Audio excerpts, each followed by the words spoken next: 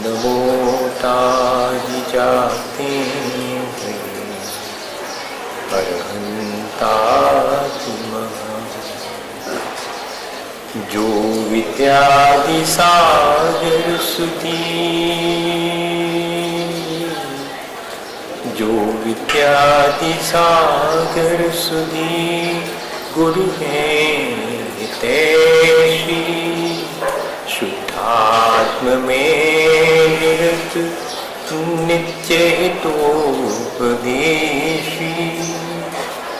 वे पाप ग्रीष्म ऋतु में जल हैं सयाने, पूजून है सतत केवल ज्ञान पाने, पूजून है सतत केवल ज्ञान पाने।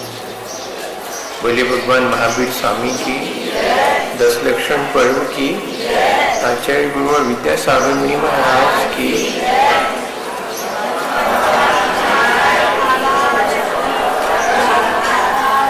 हम सब लोग विभिन्न धर्मों के माध्यम से अपने जीवन को कैसे अच्छा बनाया जाए, इस बात पर विचार कर रहे हैं। आचार्य भगवंतों ने हमें उपदेश दिया है कि परद्रव्यों के प्रति जो अपने अंतरंग में मोह का भाव है उसका त्याग करना और संसार शरीर और भोगों के प्रति उदासीन होकर के जीवन व्यतीत करना, जिससे कि हमारे जीवन में त्याग धर्म प्रकट हो गए। वास्तव में जो पर पदार्थ है जिनका हमने ग्रहण कर लिया है वो हमारा मोह है, हमारी अज्ञानता है। जैसे जैसे हमें अपने स्वरूप की वास्तविकता का बोध होता है, सच्चे देव गुरु शास्त्र के प्रति श्रद्धा होती है, हमारे मन में, हमारी दृष्टि में संसार शरीर और भोगों की वास्तविकता का भान होता है और हम संसार शरीर और भोगों का उपयोग करते हुए भी उसमें रचते बचते नहीं हैं, क्योंकि हमें जो वास्तविक आत्मा का स्वरूप है उसका भान हो गया। किसी व्यक्ति को वास्तविक संपत्ति और पूंजी का यदि बोध हो जाए, किसी को सच्चे हीरे का ज्ञान हो जाए, तो भैया पत्थर को पॉकेट में भर करके काहे को घूमेगा, वो तो उन सबको व्यर्थ मान करके फेंकने को, छोड़ने को उत्सुक होगा। ऐसे ही जब हमें वास्तविकता का बोध हो जाता है तो चीजें हमें व्यर्थ मालूम पड़ने लगती हैं और परद्रव्यों के प्रति हमारी आसक्ति धीरे धीरे घट जाती है। हम उन सब के प्रति उदासीन भाव रख करके अपना जीवन व्यतीत करते हैं। एक राज्य में आक्रमण हुआ, दूसरे राजा के द्वारा वह राज्य जीत लिया गया। राजा ने घोषणा की कि भाई वैसे तो हमने राज्य जीत लिया है, सो हम खजाना भी लूट सकते थे और लोगों को भी परेशान कर सकते थे, लेकिन हमने ऐसा विचार किया है कि जिसके पास में जो जितनी संपत्ति है सो जितनी बन सके अपने हाथ में अपने सिर पर उसे लाद करके इस राज्य को छोड़ देवे, इतना प्रजाजन अवश्य करें। सो ऐसी घोषणा होने पर सबने सोचा कि चलो अपने प्राण तो बचे। अब लेकिन चिंता हुई, अकेले प्राण बचने से क्या होता, हमें चाहिए पर द्रव्य, उनमें ही हमारे प्राण रखे हैं। जैसे अगर धन संपदा छूटती है तो लगता है जैसे कि प्राण ही छूट गए। इतना एक नेक पना अपनी अज्ञानता और मोह के कारण पर द्रव्यों के प्रति अपना है। सो जिसके हाथ में जो सामग्री बनी, जिसके सिर पर जो लादा जा सका, सो पोटली बना करके सारा सामान लादने की कोशिश करी और बड़ी बड़ी गठरी बना करके सिर पर रखकर सब रास्ते पर निकल पड़े। सबके चेहरे उदास हैं। एक तो जो सामान सिर पर रखे हैं उसका बड़ा बोझ है, नौकरों से काम करवाया जिंदगी भर, अब खुद ढोना पड़ रहा है। सो सिर पर रखे हैं, सो वो बोझ सहन नहीं हो रहा, सो पीड़ा। और भीतर भीतर इस बात की पीड़ा है कि देखो इतनो सब कछु छोड़ने पड़ रहा। जो हाथ में लिए हुए हैं, जो प्राप्त है, उसका भी सुख नहीं है, और जो छूट गया है, जिसे छोड़ देना पड़ा है, उसके प्रति भी आसक्ति अत्यंत गहरी होने से वह भी पीड़ा का कारण बन रही है। और चले जा रहे हैं सब उदास और निराश। बड़ी भीड़ है, उस भीड़ के बीच में एक व्यक्ति जिसके हाथ में कुछ नहीं है, सिर पर भी कोई पोटली नहीं है, फटे हाल है, और प्रसन्न मुद्रा में चला जा रहा है।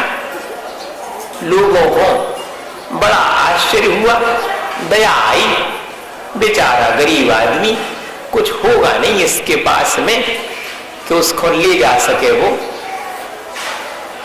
ऐसा सबके मन में विचार आया। सो उसके प्रति दया का भाव आ गया,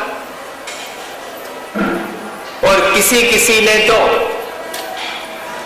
ऐसा विचार किया कि देखो लगता तो है कि जैसे दिमाग खराब हो गया हो, थोड़ा बहुत पागल हो गया लगता है, कुछ अपने साथ में नहीं लाया। अपन को ऐसा ही मालूम पड़ता सारे संसार में, जो व्यक्ति संतोष पूर्वक सब चीजों का त्याग करके अपना जीवन जिए, सो अपन को गैर बुद्धिमान मालूम पड़ता है। संपत्तिमान अपन को बुद्धिमान मालूम पड़ता है। जो जितना जोड़ के रखे सो वो उतना बुद्धिमान मालूम पड़ेगा, उतना बड़ा मालूम पड़ेगा। और जिसने सब चीजों का त्याग कर दिया और संतोष पूर्वक अपना गृहस्थ जीवन बिता रहा है, ज्यादा आसक्ति नहीं है, थोड़े में काम चलाता है, सो अपन को मालूम पड़ता कि बहुत बैकवर्ड है, ना समझ है। या फिर बड़ी दया आती है कि बेचारों अपने कर्मों से बड़ो परेशान है, कछु है ही नहीं है ये के पास, ऐसा लगेगा।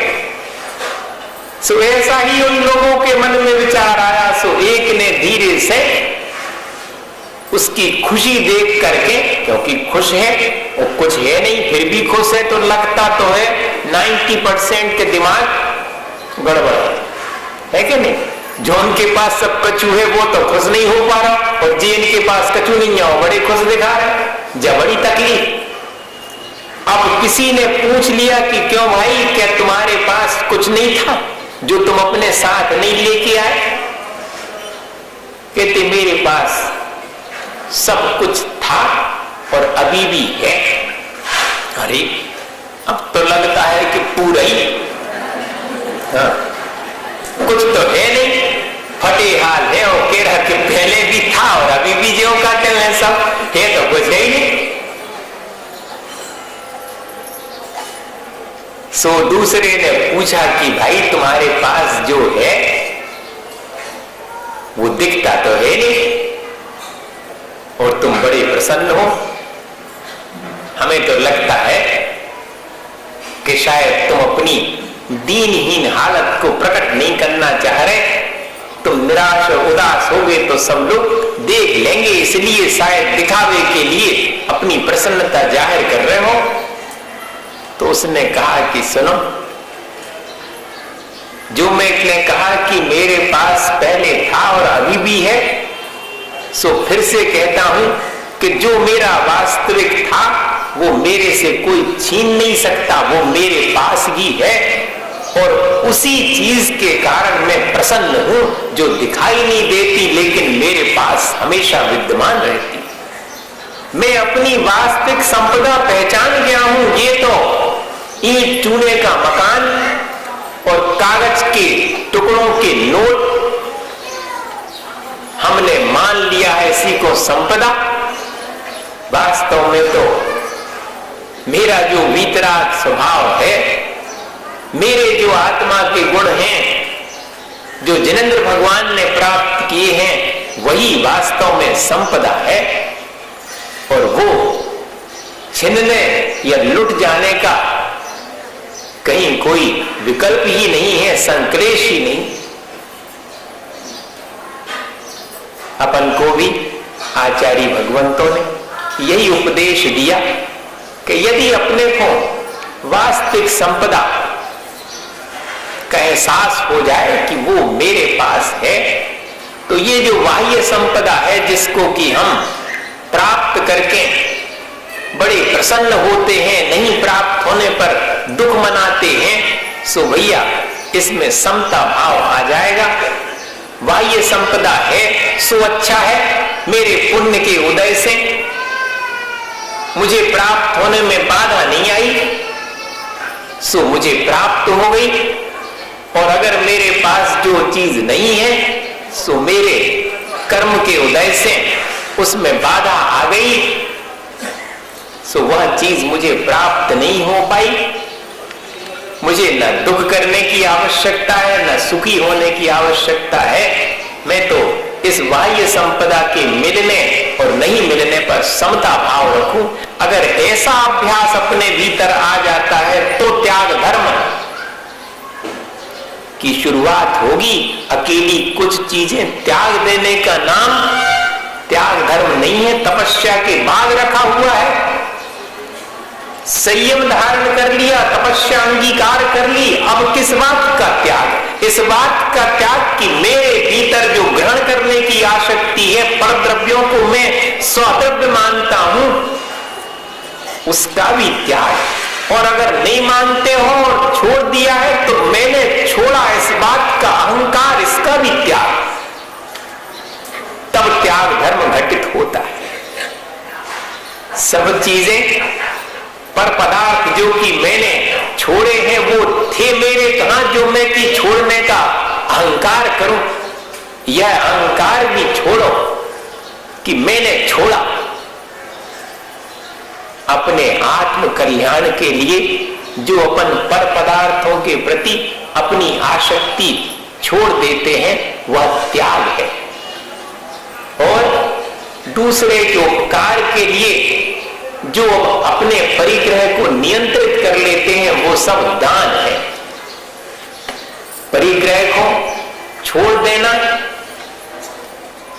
वो त्याग कहलाएगा और परिग्रह का नियंत्रण कर लेना, अपनी आसक्ति को घटा लेना, तब दूसरे के उपकार के लिए दान हो सके।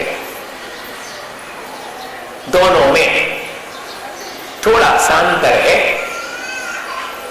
खोटे तो दोनों में है। अपन अपनी वस्तु को, जैसे कि नदी बहती है और खो जाती है समुद्र में, सो नदी नहीं रह जाती लेकिन बन जाती है समुद्र। ऐसे ही अपन खो करके बाह्य वस्तुओं को, अपने अंतरंग को प्राप्त कर लेते हैं, ये त्याग है।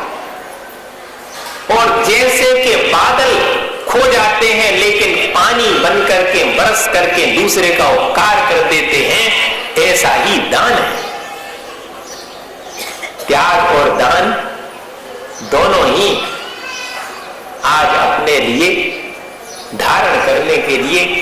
आचार्य भगवंतों ने उपदेश दिया।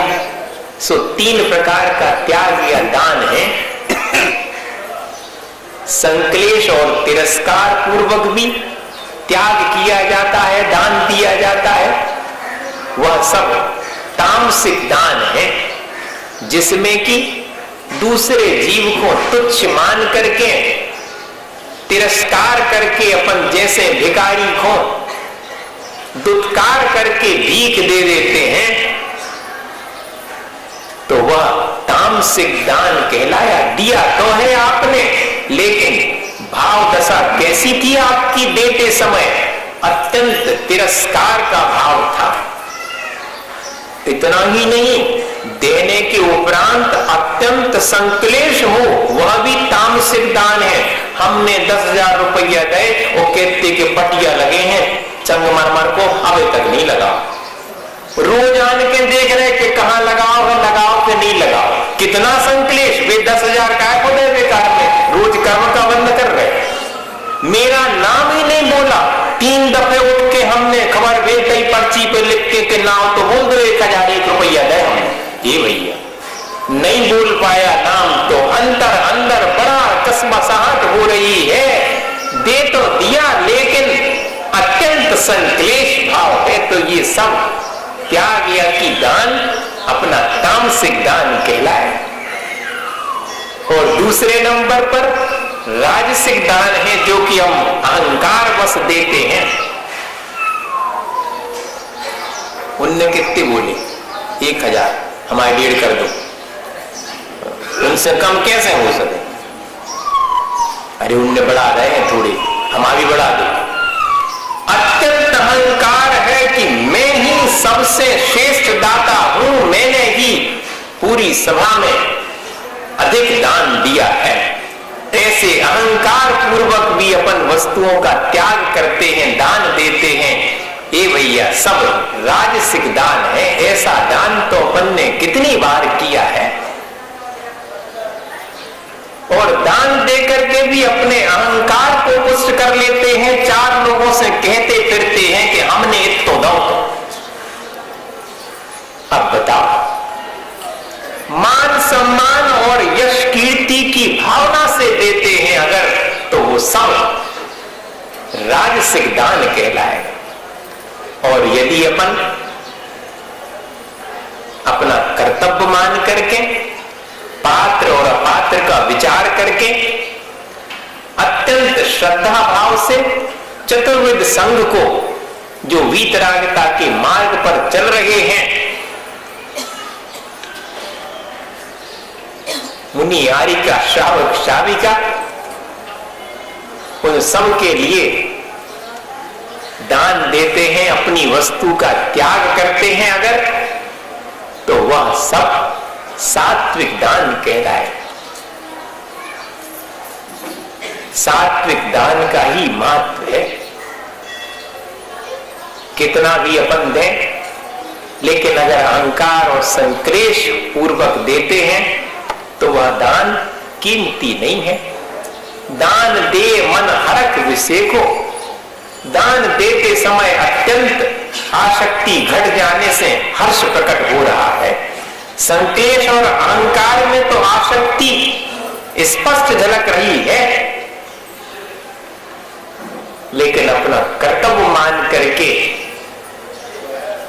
अपन ने अगर वस्तु का त्याग किया है तो वह सात्विक दान कहलाएगा।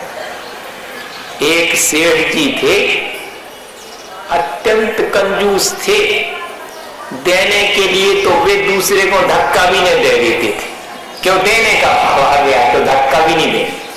इतना लोग उनको देख करके मन ही मन हंसते थे कि देखो कितनी कंजूसी है इनकी, ने ठीक से पहनते हैं, ओढ़ते हैं, ने खाते पीते हैं, बचा बचा के कौन कौन धर रहे।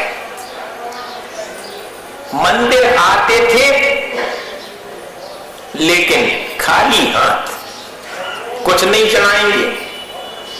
दान देने की बारी आई तो उसके पहले ही उठ के निकल जाएंगे कि अब भाई लोग कहें हमसे कि तुम लिखवाओ, कितना लिखवा रहे। सो अपन को झंझट में पड़नी ही नहीं, अपने चले चुपचाप। ऐसा व्यवहार होते हुए भी एक दिन ऐसा संयोग बना, देखो पुण्य कर्म का उदय जब होता है तब अपनी संपत्ति का दान देने का भाव उत्पन्न होता है भैया। नहीं तो पाप के उदय में अत्यंत पाप करके पुरुषार्थ करके अपन ने संपत्ति कमाई है। ये ध्यान रखना कि सिर्फ उस संपत्ति कमाने में बाधा नहीं आई पुण्य के उदय से, सो डाकू खो भी नहीं आउट बाधा, सो वो भी कमा ली। जाने समझना, हम में और कमाने में और उसमें ज्यादा फर्क नहीं है। अहंकार नहीं करना इस चीज के, हमारे पास बहुत संपत्ति है, हमारे पुण्य के उदय से आई है, तो फिर वो कोई बहुत पुण्य का उदय है। डाकू के पास तो लाखों रुपया है, बहुत पुण्य का उदय है उसका। नहीं भैया, हमारे तो बहुत पाप को उदय हो जाए, कासे को ढीला ही नहीं है। फिर क्या संपत्ति जो उनके पास है उनको पुण्य को उदय है, सुसंपत्ति जो उनके पास नहीं वो तो बड़ा पापी हो जाए। नहीं भाई, ऐसा अर्थ नहीं है। पुण्य का उदय सिर्फ इतना करता है कि चोरी करने वाले चोर को बाधा नहीं होगी, अच्छे से चोरी कर ले। दुकान अच्छे से चलेगी, पैसा आने में बाधा नहीं होगी। कर तो रहे हो आप 5 पाप कमाने के लिए, पुण्य के उदय में सिर्फ बीच में बाधा नहीं पड़ने दी, इतना ही उसने सहयोग किया है। पुण्य का उदय तो तब कहलाएगा जबकि उस संपत्ति के प्रति हमारी आसक्ति नहीं हो और हम किसी को भी देने तैयार हो, तब कहलाएगा कि हाँ हमारे पुण्य का उदय है। सो उस व्यक्ति के मन में विचार आ गया, मंदिर में बैठा हुआ वचन का सुन रहा था, वचन का करने वाले विद्वान दान का स्वरूप समझा रहे थे, अत्यंत प्रशंसा कर रहे थे दान की। सो उसके मन में अत्यंत गदगद होकर के दान देने का मन हो गया। जिसने अभी तक फूटी कौड़ी भी दान में नहीं दी थी, उसके मन में 100 चांदी के सिक्के जो रखे था अपने पास थैली में, दुकान से लौट के घरे जा रहा था, उन्हीं को देने का मन हो गया। उसको जा करके और विद्वान के सामने दान के लिए घोषणा कर दी कि मैं दान देता हूं। सब तो चकित हो गए, सबने तालियां बजा दी। हाँ, और आंगन फांगन जैसे अपन करते हैं, आंगन फांगन बढ़िया गद्दा अद्दा बिछा के और इधर बैठो आप ऊपर, बड़ा सम्मान। अब उसको बड़ा आश्चर्य हुआ, उसने कहा 2 मिनट बोलूंगा मैं, ये तो मेरे धन संपत्ति की प्रतिष्ठा है, यहां इस जगह आकर के भी मैं यही देख रहा हूं कि धन संपत्ति की प्रतिष्ठा कर रहे हो आप। तो विद्वान वास्तव में विद्वान थे, कहने लगे सेठ जी, धन संपत्ति तो आप जब पीछे बैठे थे और कल बैठे थे, रोज बैठे थे, जब भी आपके पास थी आपका सम्मान नहीं हुआ। आपने जब धन संपत्ति छोड़ने का त्याग भाव अपने भीतर प्रकट किया तब आपका सम्मान हुआ। हमने धन संपत्ति का सम्मान नहीं किया, हमने तो आपके त्याग का सम्मान किया। भैया, धन संपत्ति बहुत सारी क्यों ना हो, वास्तव में अपना पुण्य तो तब कहलाएगा जब उसका त्याग कर दें, उसे दूसरे के लिए, परोपकार के लिए अपन दे सके, उससे अपनी आसक्ति घटा सके। अपन रोज ग्रहण करते हैं चीजों को। सो आचार्य भगवंतों ने लिखा कि जितना ग्रहण करो उससे आधा तो कम से कम त्याग करो।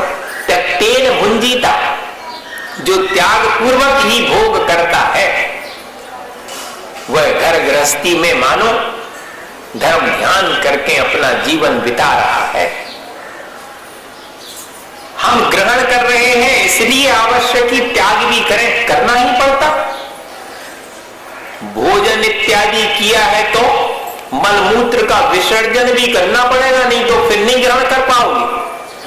बड़ा स्पष्ट है। ठीक इसी तरह जो कुछ भी हम ग्रहण करते हैं संसार में, उसका हमें त्याग तो करना ही होगा। सो 4 बातें ध्यान में रखेंगे। कौन कौन सी 4 बातें हैं कि कितना ग्रहण करें। बीज राख फल भोग वे ज्यों किसान जग माई। जैसे कि कोई किसान व्यक्ति होवे, आगे की फसल के लिए बीज सुरक्षित रख के फिर जितना बचता है उतना ही साल भर सेवन करता है, बीज में हाथ नहीं लगाता। इतनी आसक्ति नहीं है, भले ही उधार कर लेगा लेकिन बीज को बर्बाद नहीं करेगा, उसका उपभोग नहीं करेगा। ठीक ऐसे ही उधार करने के लिए नहीं कह रहे भैया, नहीं तो को अर्थ ऐसे लगे। हम अपने पुण्य के लिए कुछ कार्य अवश्य करेंगे, त्याग अवश्य करेंगे, तभी हम ग्रहण करेंगे। ग्रहण किस तरह से करें? जिसमें कि दूसरे का अकल्याण ना हो, दूसरे का भी ध्यान रखा जाए। अब आप कैसा करते घर गृहस्थी में? हमने तो अपनी मां को देखा, जब महंगी कोई सब्जी आती थी तो घर में थोड़ी सी आती थी। मटर फल्ली तो महंगी जब शुरू में आती तो थोड़ी सी लेकर के आते। 4 लोगों के लिए जितना आवश्यक है उतनी लेकर के आए, सब्जी बन गई, खाने को बैठे। 3 जन खाने को बैठे हैं और चौथी मां है, लेकिन जल्दी से पड़ेगा मटर 1-1 चम्मच सबको, लेकिन अपनी 1 चम्मच खाली अपन ने, तो खाली कटोरी देख करके मां ने फौरन 1 चम्मच और देने का भाव कर लिया।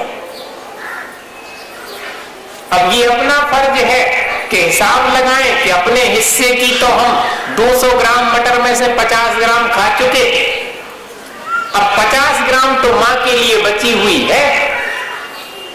कितना भोग करना, कितना ग्रहण करना, उतना ही जिससे कि दूसरे का अधिकार न छिने। कहां ध्यान रखते घर गृहस्थी में, हमारा सुख पूरा हो जाए, दूसरों को चाहे जो कचू हो गए। कहां सैक्रिफाइस है, कहां त्याग है? घर गृहस्थी में ही अपने सुखों की चिंता सबको है, दूसरे की चिंता बहुत कम है। बस मैं ही सब चीजों का सुख भोग लूं, दूसरे को मिले या ना मिले। तो इतना तो ध्यान रखें कि ग्रहण तो करना है, लेकिन जिससे कि दूसरे का अपकार ना हो, दूसरे का अधिकार ना छिने, दूसरे का हिस्सा भी, दूसरे का हक भी उसे प्राप्त हो, उतना ही ग्रहण करूंगा। कब तक ग्रहण करना? हमेशा नहीं। कब तक ग्रहण करो? तो जब तक त्याग कर सकूं तो ग्रहण करूं, अन्यथा मैं ग्रहण ही नहीं करूंगा। मैं त्याग ही नहीं कर पा रहा हूं तो ग्रहण कैसे करूंगा? देख ले अपन, जब मेरे मन में एक चीज देने का विचार हो तब मैं एक चीज नई खरीदूंगा, नहीं तो नहीं खरीदूंगा। नहीं, मैं दे ही नहीं सकता, अभी तो सब मेरी उपयोग करने में आ रही है चीजें। ऐसा अगर गृहस्थी में भाव आ जावे तो भैया अत्यंत संतोष पूर्वक भी अपन जी करके अपना जीवन पूरा कर सकते हैं और त्याग धर्म को अपने जीवन में ला सकते हैं। ग्रहण करें या कि नहीं करें, ये सबसे आखिरी में आचार्य भगवंत कहते कि वो चीज ग्रहण करने योग्य है कि नहीं, खाने योग्य है कि नहीं, भक्ष्य है कि अभक्ष्य है,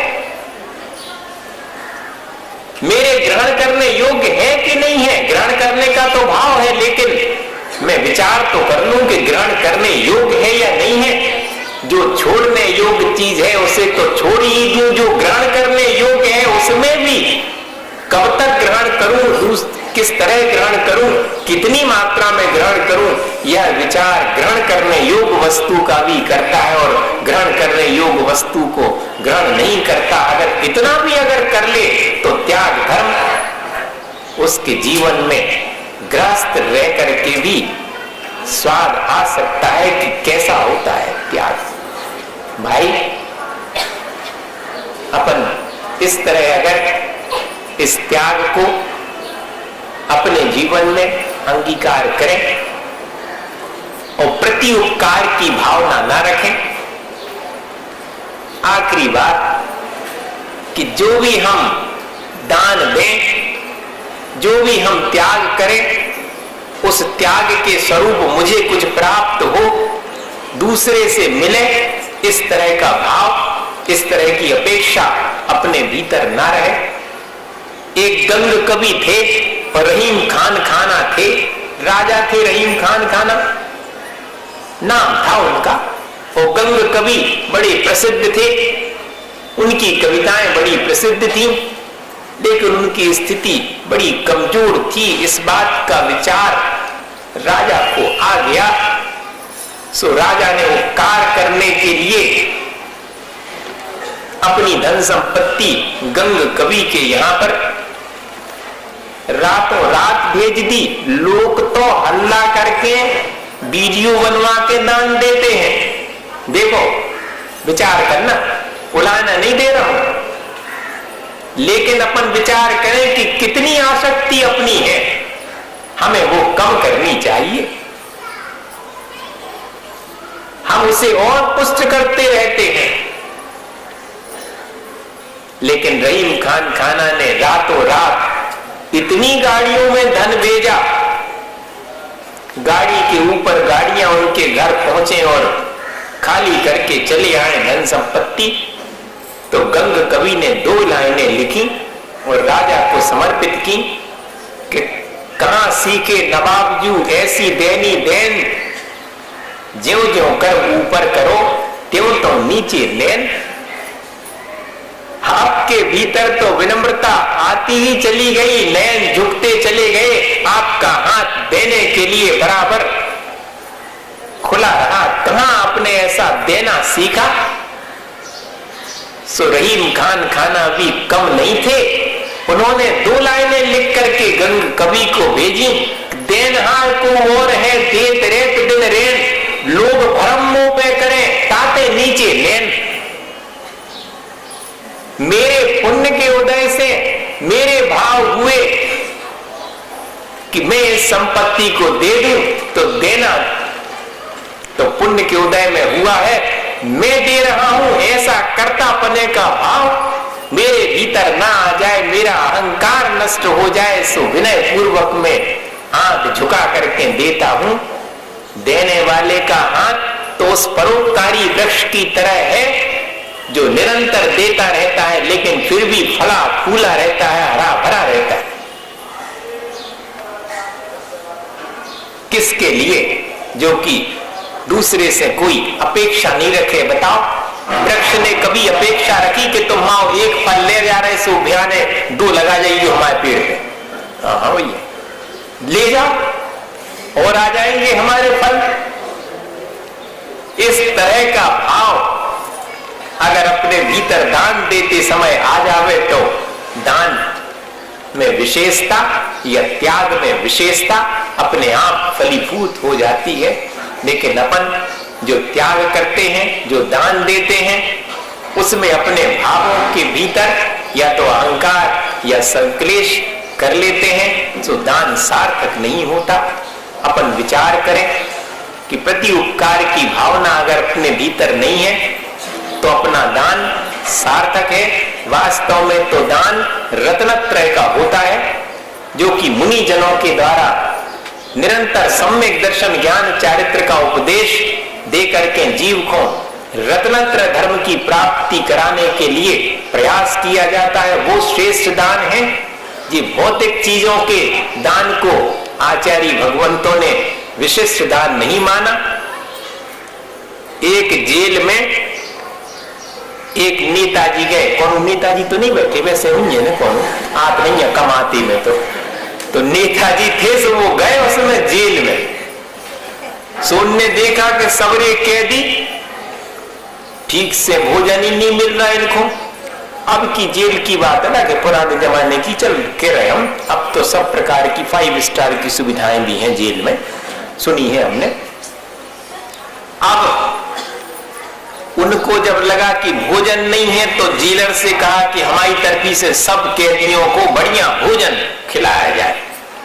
दूसरे दिन पेपरों में निकल गया कि नेताजी जेल में पहुंचे और उन्होंने सब कैदियों को बढ़िया मिष्ठान बंटवाया। बड़ी प्रशंसा नेताजी की।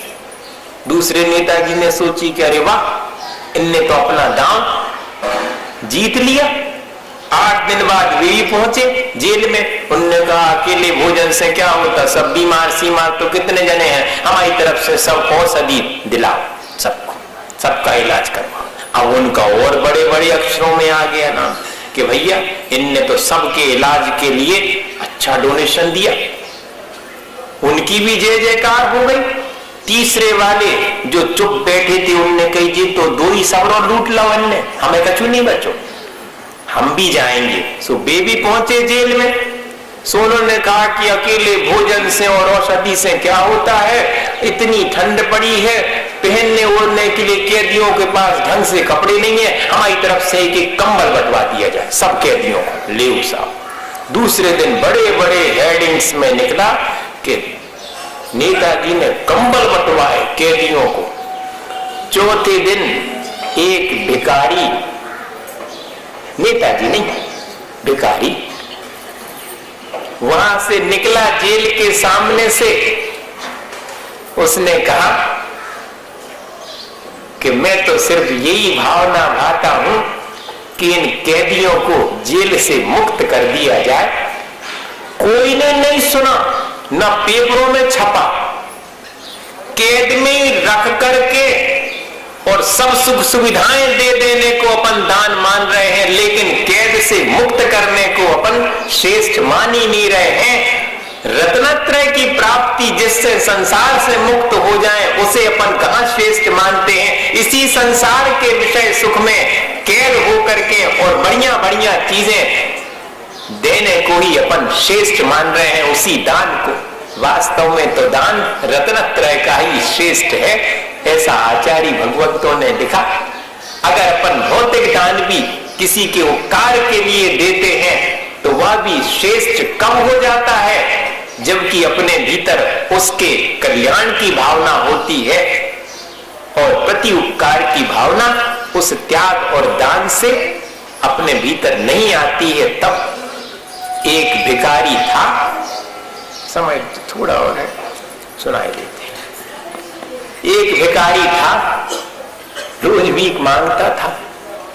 बड़े दिन से उसका मन था कि कभी राजा के राजमहल में जाकर के भीख मांगे तो जी रोज रोज भीख मांगना छूट जाएगा, अच्छी संपत्ति मिल जाएगी।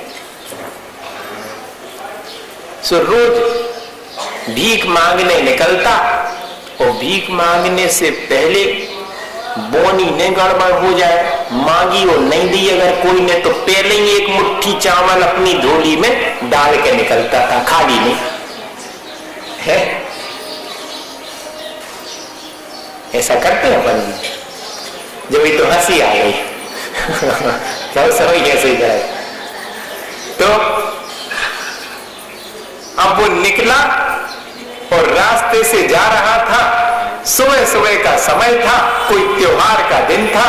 तो उसने कहा चलो मंदिर के पास में बैठेंगे, बहुत दान मिलेगा। सुबह से ही चलो, का पता होते बहुत जने बैठे हुए हैं, सब को लाइन में बैठ भी आगे, जगह नहीं मिलती। ऐसा विचार करके अत्यंत आसक्ति पूर्वक गया था।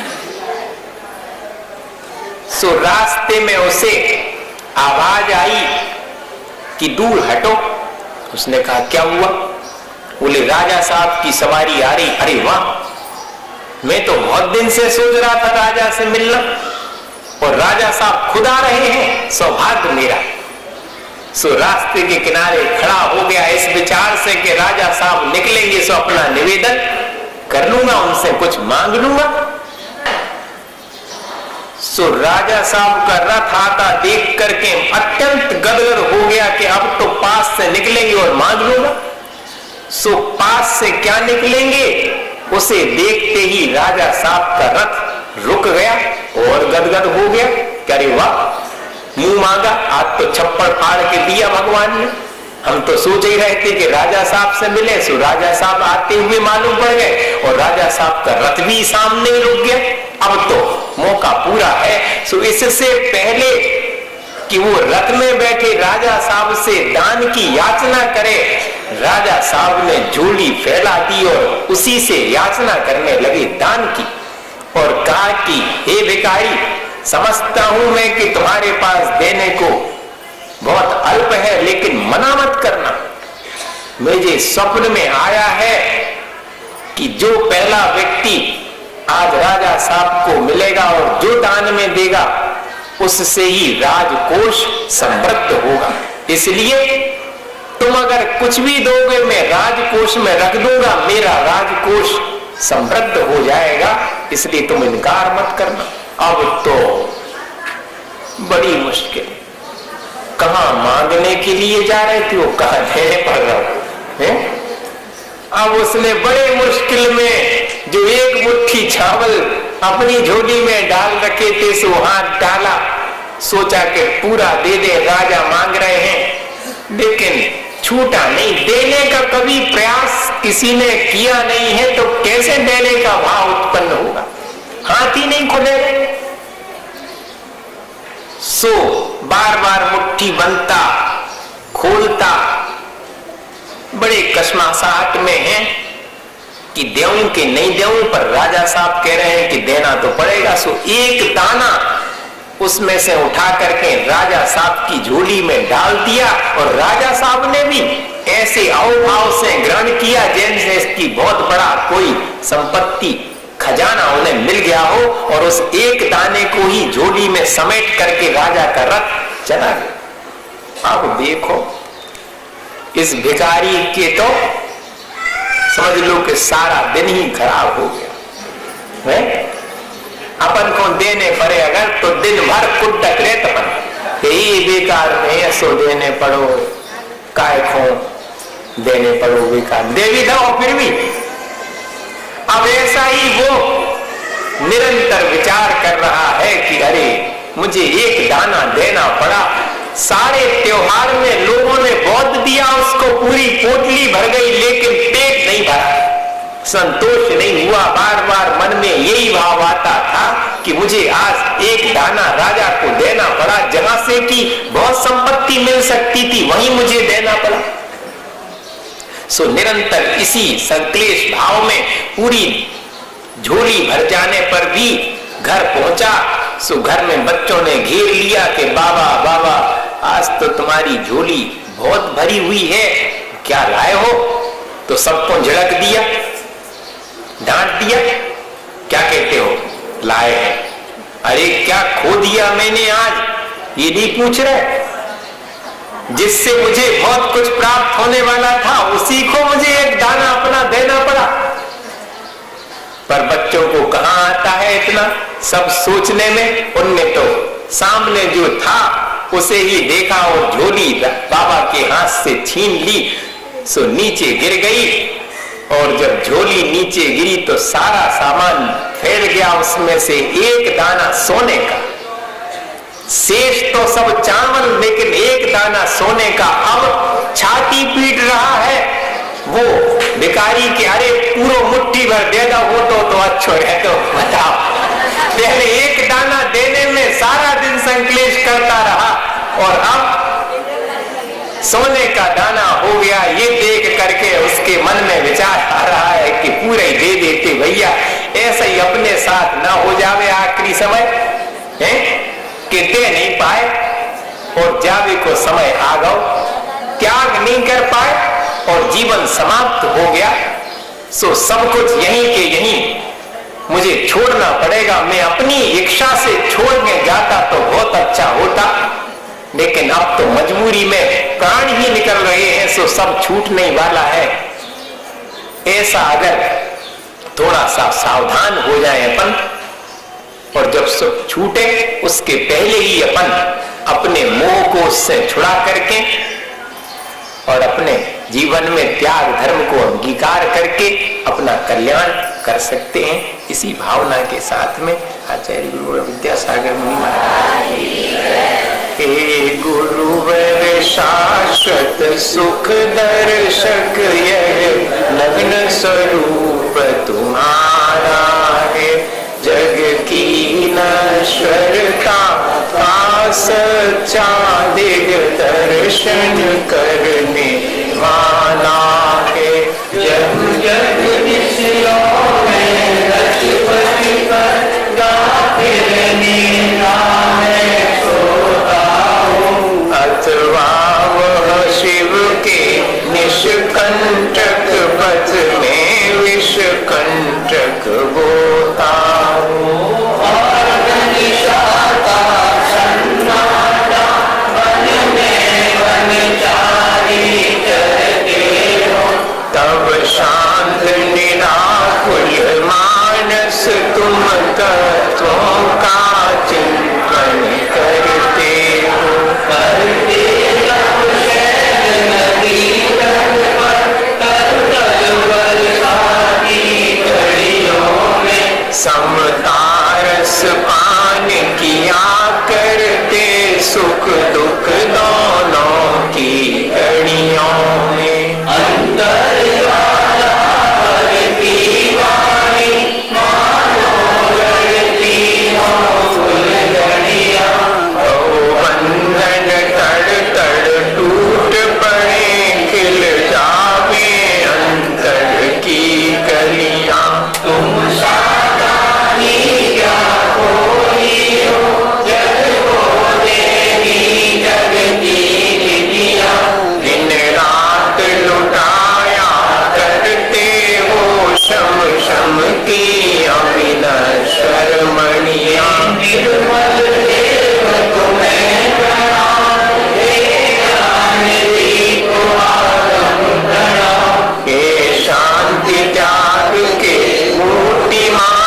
शिव पथ